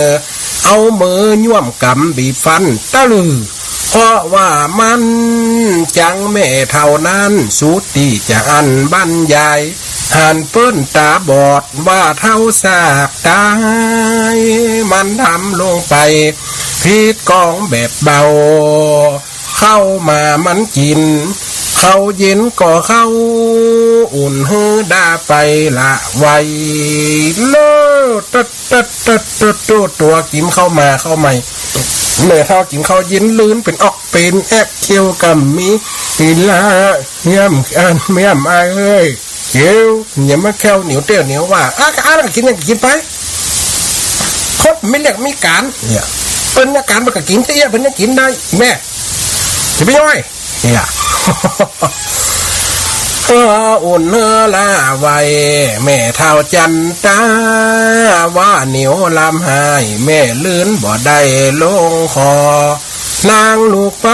ว่าสูตรกรรมขอกินเตือนอมันก็ยังแต่เป็นกรรมอุสัปปะเลของนางบัวเขียวลูกไปวันต่อมาแม่เฒ่าเรียกใจอูกับบัวเขียวตั้นนาว่าแม่อยากแต่ใครกินปิ้งปลาเสาะมาจิ้มนาแม่อยากกับเขาแล้วแม่อยากกินปลาปิ้งเอ้ยนานนี่เข้าใหม่เนาะเปิ่นเกลียวเปิ่นตีกันเข้าใหม่ก็ปลามันปลาปิ้งนี่มันหอมนะใครอยากกินปลาอีแม่เนาะแล้วเจ้าจะเสาะคุณแม่โลกไปพิษใจจังแม่เท่ากวดหิงลงนาตรงร้องแจ้งดาในใจหันปิ่งยอซ้องปิ่งควายอ่ะเนาะต้องหิวดูมึงมันจะต้องเจอกูแม่เท่าสาคอนมันห้อนขึ้นหูกูบ่โชตึงจังน้ำนามันซ่อนปิ่งควายตัว2 นิ้วตักได้ขึ้นมาหยั่วต้องเขียวขึ้นเหลือนเลือดย่อยสัวเติมกำลังดูดควายเนาะสมัยก่อนควายงานควายดำอีปล่อยแม่อยู่กลางตรงกลางน้ำมันถึงเกาะเนาะควายดินดึกนั่นนะปิงติดกินจูบเกาะควายมันได้มานักยืดแย้วยืดยายได้ปิ่งก็ควายตัวลายหนังยนได้สิ่งที่หมายไข้หัวเหิดชนเอาหีบกีบล้นฟังฟ้าวลูกเอาหีบมากิบเอามากีบปิ่งควายฟ้าไม่ไหลนะฟ้าเหี้ยวไม่บงไม่ช้างเนี่ยนะเอามากีบเอาไปโหลนไฟอีปล่อยแม่โหลนบุ่นโหลนเข็มเนี่ยเรียกเงินส่วนกูจะให้มึงกินอีเท่ามันจะเจอโก้ปิงไฟเหมือนปลาตัวปิงยืดยาวเอาไปหัวเข้าตื่นเงื่อนตำแม่เท่านั้นได้กินได้กำลูกไปใจดำย่าแม่เท่าใดตาเปิ้นบ่หันบอดมืดต่ำใจมันทำจังไรถอยจ้าแม่เท่าจันตาก็เอิ้นต่อตาว่าเมียบัลลาใจเดียวป่าอย่างลูกไทยสั่งใดมาเหนียวกาบเตื้นเกี่ยวไปบ่ปูดขาดใดเกี่ยวกับมีดอกเล่มใส่เล่มขวาหลักตื่นแน่อย่าหูเกิบเนาะกูละคนทิ้งตุชุมาเนอะอีพ่อยแม่คนที่กำลังจะกินข้าวแรงเนอะมันจับพอดีเนาะอย่าไปตูดกันเนอะส่วนลูกไปสาวก็จะบอกให้มันเป็นปาลิศแม่ไทยเนาะปาลิศปาลาดเนี่ยนะปาลาดก็มีนางไปสอไซปิ้งเหือแม่เท่าตามลายหันแม่ว่าอยากกินปลาปิ้งหลายข้าตามใจเอาเฮ้อแม่เต่าอันแม่เท่าบ่หันลูกไปใจสั่นทรยันลำหายแม่เท่ากิ้วปิ่งกินไปฝ่ายนางบ่หูได้ความในตาบอดมืดทึกกัดกินไปหลายลื่นกินปิ่งหลายปิ่นกอมเป็นแกมที่สุกก็สุกที่แฮมก็แฮมล่อมแล่มลื่นไปเจือนั้นผีบาดบ่โปงลูกไปเจือจานคนมาเอวอูหายายพอจับพอดีมีคนมาเอวหาจะมาซื้อผ้าตีนางบัวเขียวต่อด้วยเอิ้นทองถามตักว่าอยู่กับไผกินอย่างอันใดรู้ลำแต่เจ้าแม่เท่าจันตาว่าแม่กินข้าวกับป่าลิดลาดลูกไปเจียวย่ำเลินมันเหนียวลำหายมันไปหาได้ซ่อนมาคนถามแม่เท่าได้หันกับตาว่าแม่จันตาบ่ใจแม่เจ้าหายายแม่ กินอย่างก็ป่าลากปิ้งละลำดิแท้มันเด้ใครจะปากเก่าปลาเท่าอันนี้ถ้าปลาฉลาดภาพนะจ๊ะอีกหน่อยย่าละก็เอ้ยไปใจยายแม่ยายมันมาใจปลาลัดปลาลิดปลาลอยสักอย่างนั่นเป็นปิงควายหน่อกำนั่นเอาเลี้ยวมาใจแม่เจ้าอันที่แม่กินกับตื้นกับเขาบ่ใจป่าเลยแม่ไทยมันเป็นปิงควายตัวลายฟุยฟายแม่กินไปได้จ้าใดหันแล้วคนต้องทนพอบ่ไว้เขาก็หกไปหากปุ้งออกตอนตายหอนเลียดติดปากติดคอยายเอ้ยตายคนชิงโป๊ะเนี่ยส่วนเท้าจันตาลมก็มาคอนได้ยินเขาบอกอย่างนั้นหากเหี้ยหากหายน้ำลายสะตานอ้วออกเป็นปันตันใดขอดใจขอดต้องขี้จะเหลือใจกึดหาปิ่งลายเป็นสัตว์ต่ำใจว่าอีจาดมามึงเนี่ยกูใดลูกไปจังไรเจือนี้หากตัวแจ้งตัวว่าอีมาขี้ดำกว่ามินมอใจคนมึงทำกูไว้เรื่องอากูสนเอาปิ่งมาลุนกูกินกับเขานางให้ลำพันจันตาแม่เท่าหากตัวอืดอ่อนคนต้องปออ่อนปอหิวอ้อยนาดีเอ็นดูแจ้งด่ารำร้องนอนงอลองงองข้างในพิษใจเต็ดตักอีมาชิบหายลูกไปจังไรทำกูอย่างอีออกปากสองกองน่ะคนเท่าบ่น่ะหักสองกองสุมาเตยปล่อยแม่ละตึงหักตึงขี้น่ะล้มแกมาหย่อนอ่อนดอกหักคนเท่าหักนักนี่ก็อ่อนนะเป็นคิวๆเหลืองๆน้ำดีพอตึงหักตึงขี้ล้มยัดปนปีหมู่การให้ห้องดูน่าสงสารเพราะว่าลมปานตีขึ้นออกตอนนางว่าบ่ไหวยื่นมือขึ้นอ่อนไว้ยังเตป่าหักพระอินพระพรหมยมมารัดยักข้าขอแจ้งอีจังไรอีเขียวลุกไปเนี่ยหูเจ็บใจเอาปิ่งตัวลายหูกินกับเขาแม่นข้าสินใจตายไปเน้อเจ้าเข้าหามศพไปป่าจ้าบ่เหือมีไผยกใดต่อตานักยิ่งหินกาศิลาเฮือตัวข้านี้นักกว่าหินพาล้อลูกไปมาหามไปเต้าอันนางจันตาไม่เท่าจันตาเจ้งแม่นกุดตายดับจิตดินลมวันนี้ขอหือศพข้านักอย่างหินอย่างฟ้าจะไปหามใดเจนได้ว่าอีลูกไปบ่มาจ่วยตุ้มจ่วยหามไม่การศพเผาผีสมัยก่อนเปิ่นจะอารมณ์จะมีปราสาทมีแมวขวบมีลองโลเอาปันศาสตร์ตุนลุนไปเอาไม่การเข้าใส่หามกันไปเจออันน้ำเม็ดเท่านี้แจ้งวอนอินวอนผมขอหือมาขำมาเขียอีลูกไปนี่หือมึงตายปะเตกูตกปะเตกูศพกูได้นักอย่างหินอย่างผาเนอถ้าว่าเจนได้อีนี่มาหามเมื่อมันหามปุ๊บเอาไม่การใส่บาขอหือไม่การนี่ติดนักใส่บามันถอดออกได้เนอเนี่ยเท่านี้ก็เจ๋งลูกมากกว่าหินศิลาตัวขานี้นักกว่าหินฟ้าล้อลูกไปมาหามไปเต่าอันอย่าฮือไม่การได้ลุดสะบันติดบ่ามันไปแต่แม่เท่าบอนวานสัจกรรมแต่นอนกิ้งเกือกความจีหวังตายสิ้นใจแล้วแค้นใจติดฟังฮอดวันเฝ้ายังเอาศพออกบ้า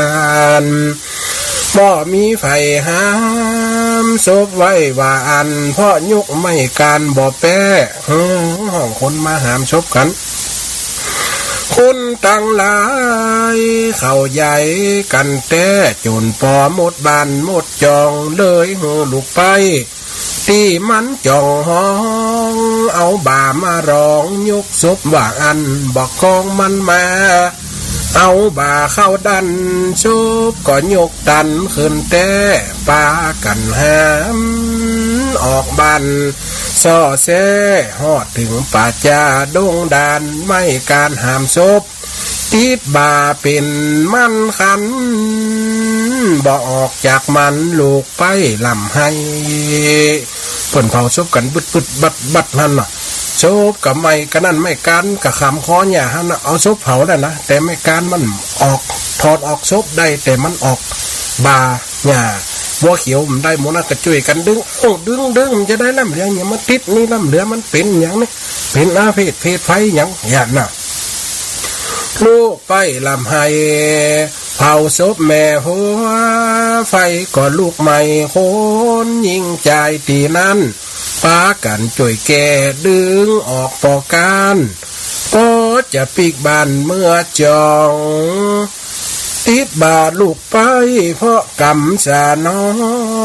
งฟาดหนวนกองเอาออกบ่อใดคนจ่วยกันดึ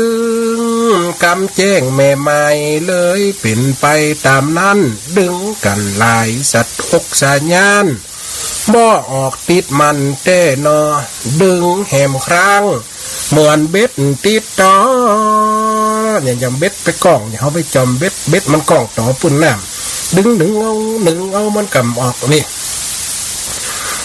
โลกไปนั่นหนอสะเลสะลังตกลงกองไฟเป็นเปลวลูกตังไม่เอาอีนางหมดมุดนั่นกาตายแล้วเนี่ยไม่การเปรียบเสมือนอย่างอีปล่อยที่แม่เปรียบเสมือนกำเฟนตีมันติดเหมือนชั้นนักมันแบบประดุดสะดังล่อหัวย่ำห้อยตีนหัวฉันได้คนเฮากำเว้นกันย่อมไปจะอันกำเว้นเขาสร้างกายกรรมมโนกรรมวจีกรรมเขาได้สร้างญาณนี้ได้สร้างได้ไก่กรรมเพราะว่ากรรมอันยังเอาสิ่งที่แปลกปลอมให้เปิ่นกินแล้วเกิดการคนต้องคนใส่ลมตัดไปปวนคนเฮามันหักด้วยหักล่ำกัดตายนะคนเฮาเมาหัวกับมีเนาะเป็นไอ้ล่ำไอ้ดันไข่หัวมคืนกันยังตายนะคนเฮาน่ะมันมีหรอกคนเฮามันดังจะตายกรรมนี่เปรียบเสมือนไม้การกองไฟเปรียบเสมือนอย่างกิเลสนี่ปล่อยแม่เนี่ยโอ้แม่เท่านี่กรรมบะโปงบะวางนี่ขอดกรรมขอดเว้นไว้ขอดกรรมขอดเว้นไว้จะติดเฮ้ยมันตายตัวกูเนี่ยคนเฮาเนี่ยคนเฮาว่าเพิ่นฮอดกรรมมุนาวัตติโลโกมนุษย์จัดโลกก็ย่อมเป็นไปตามกรรมทำสิ่งใดจะตั้นจัดนี่จัดหน้าหรือว่าตั้นจัดใดเหมือนกับอุปมาอย่างหลอกว่าอย่างตีนว่าสันใดก็ยังอันอีปล่อยแม่มันเป็นโกงเกวียนกรรมเกวียนเยโลกเนี่ยกรรมธรรมะก็มีโดยสอดแจกเนอะคำนั้นญาณก็ตกลงกองไฟเป็นจะได้อีปล่อยแม่ลองฟังนางหมดหมดจิตมันบ่เสียงฝีลุดอะไรหาหูกต่อมือจิตมันก็มาข้างอยู่ตีหูเหมือนกับเขาห่วงหาอะไรเนี่ยหูกฟ้ากลางไว้นางได้กำถือร้องให้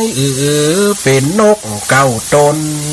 นางก็เลยไปกลายเป็นนกเก่านางนกเก่านี่นะอะไรหาหูกโดดตายล่ะตายดิบตายฝงจนตกลงกองไฟมาจับป่าตูที่บ้านห้องเอิญหูกูสตานกำมาถึงตัวได้ทำแต่นั้นที่เงี้ยแม่เท่าเดิมมาแม่เท่านั้นไปเกิดเป็นกาสัตว์สองนี่นาบ่ปะกันใดลวดจังกันตำนานบอกให้ความเป็นไปเจียนี้เนาะนกเก่ามาถึงหอมคืนแล้วกูหากินคืนหรอกกานี่มันคืนตามันหันหรอกมันหากินกันมาวันหน่อยบ่อยแม่ละกาเจาะกินกินแมงเตี๋ยวหันตัวดำๆเนี่ยนะชอชัดสองตัวเนี่ยหันใช้กันไม่ได้แต่ฆ่ากันนะฆ่ากันย่วมกันนี่เป็นวิบากกรรมเปิดมามากลายเป็นกากับนกเก่านี่ลูกไปแม่ผัว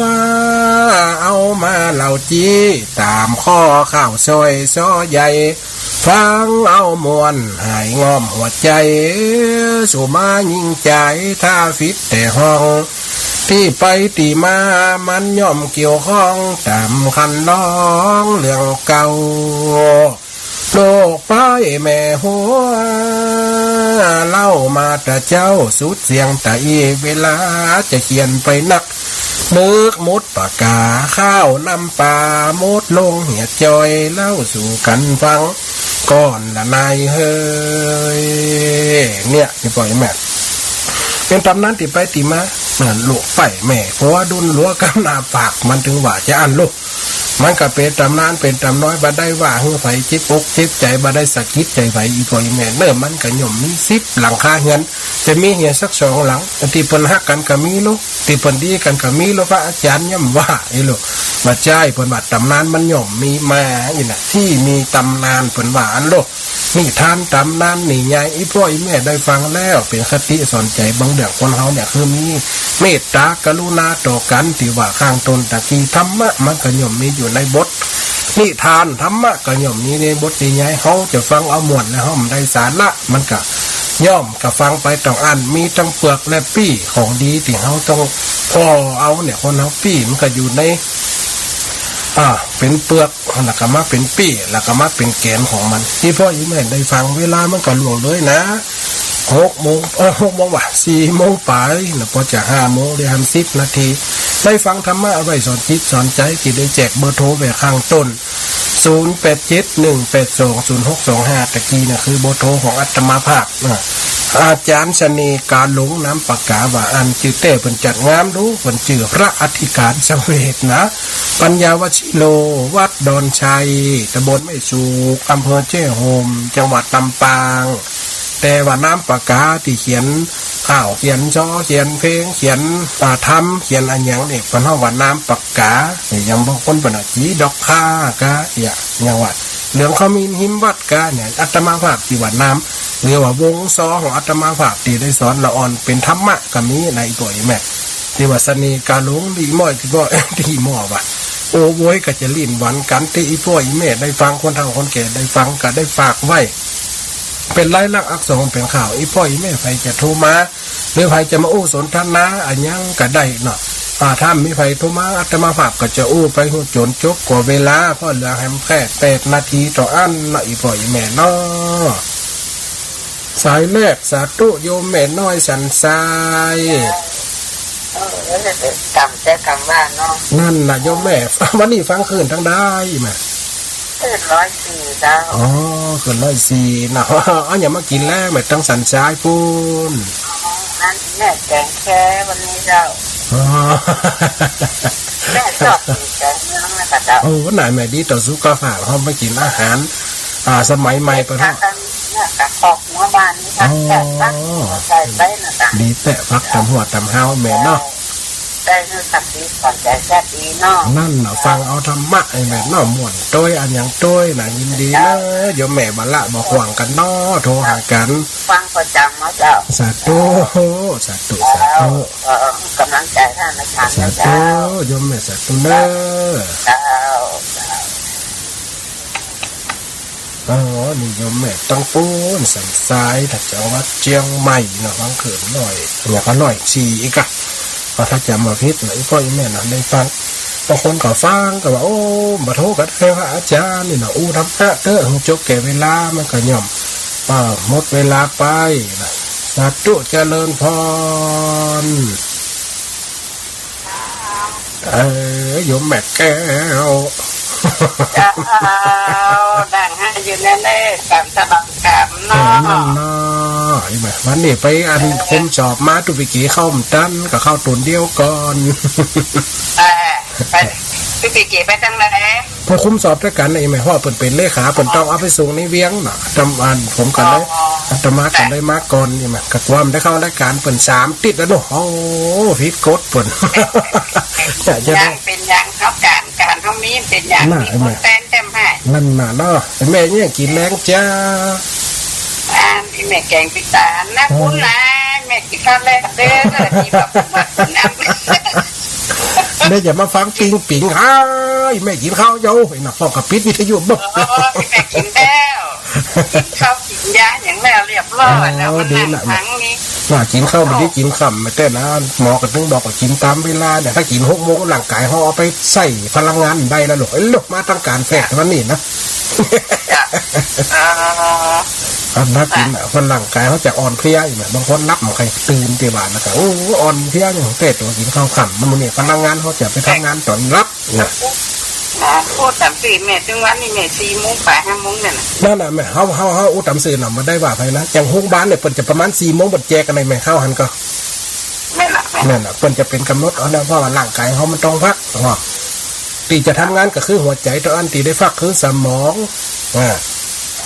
แล้วก็กระเพาะมันจะได้ยุดตามเวลามันสาธุแม่เนอะจ้าแม่เป็นกำลังใจแน่มีเวลาจะอุ่นออกรายการเนอะจ้าเป็นอย่างค่ะถ้ามีเวลาเด้อจะอู้เด้อสาธุแม่จ้าถ้าพระอาจารย์ไปอยู่ก่อนสาธุจ้า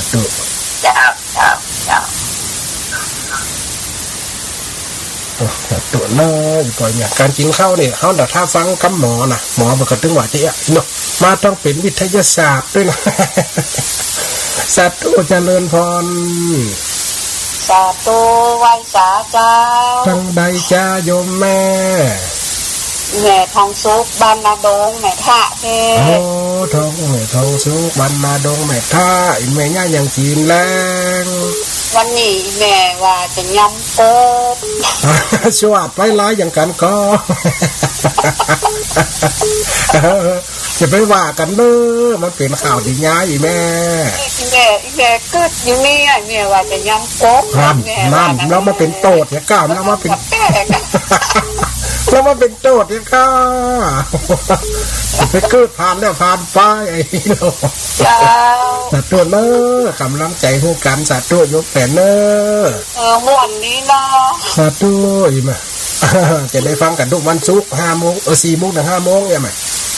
ถ้าว่าคืนมาแรงกันวันที่สัตว์ตัวจะเป็นตำนานแต่ไม่เท่าลูกไฟอย่าสาธุยุ่งแม่นะตื่นจะนี่กับมันซุกนะของมันเหนียวเลยอย่างปิ้งหัวเกลือปะเนาะสาธุอีแม่เนาะเจ้าวันสาสาธุ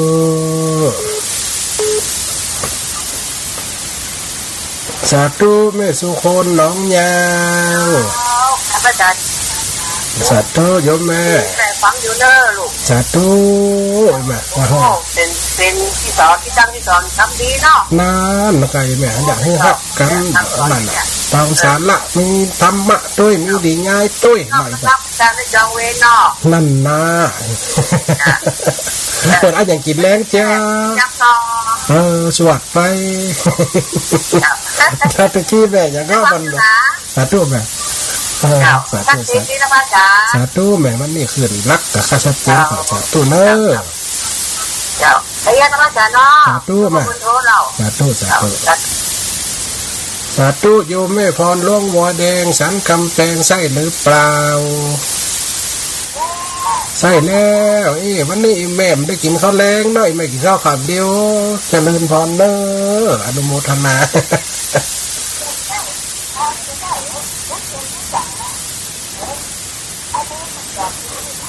กะแต่เจ้าบรรพุทธเคยพูดกลางก็ไหมเจ้าบัดบุ๊กโคตรแค่ข้าหายมันเป็นแต่สถานีตัวไหนแม่ได้ยินว่าอาจารย์สมศักดิ์เดือดในคิด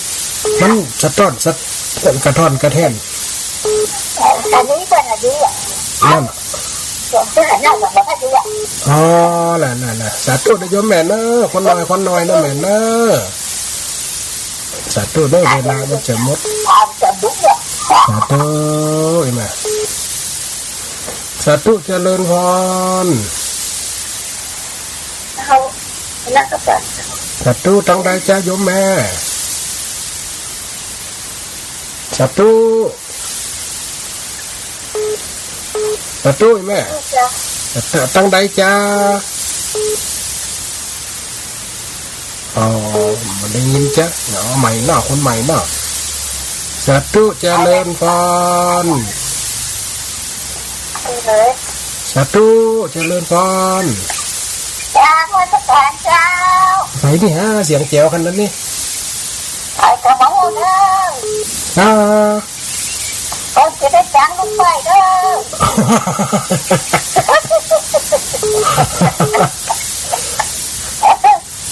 อันนี้แบบว่าลูกไปเด้อลูกไปฮักหมดเด้ออันนี้แบบว่าขายแม่นก็เจ้ายังไม่ได้แค่นะใจแม่มันขึ้นหนากูเตี้ยจะแม่มาแม่ว่าขายมันขึ้นแล้วมันเป็น806อ่ะอันนี้เห็นเบอร์เนี่ยก็ว่าจะตักกับความใจก็ว่านั่นแหละสะพายกันเขาแม่มันจะหมดเวลาเนอะเลยแฮมนาทีเดียวจำเวลาคนฟังอีแม่นี่เนาะ